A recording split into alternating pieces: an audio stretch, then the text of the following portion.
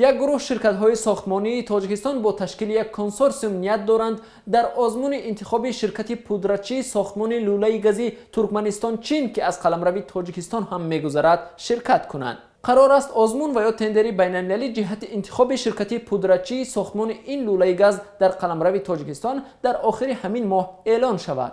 اما شانس شرکت‌های تاجیکستانی در پیروز شدن در این تندر به تنهایی در برابر شرکت‌های عظیم خود چین و دیگر کشورهای خارجی ناچیز به نظر می‌رسد.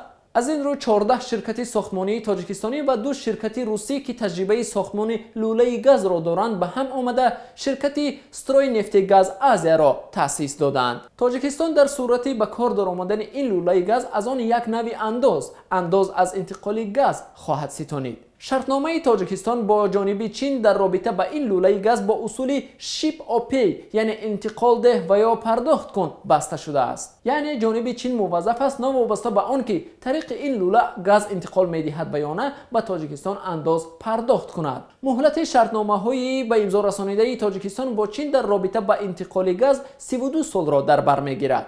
تاجیکستان در این مدت از این لوله گاز تنها در شکل انداز بیش از 1 میلیارد و 200 میلیون دلار سود خواهد برداشت. همچنین کشور از حساب شرکت مشترک تاجیکستان و چین ترانس تاجیک گاز پایپلاین کمپانی باز 2 میلیارد دیگر فایده خواهد دید. لوله گازی ترکمنستان چین چهارمین خط گاز از آسیای میانه به چین خواهد بود که طریق قلمرو ازبکستان، تاجیکستان و قرقیزستان به چین رسیده 1000 کیلومتر طول خواهد داشت.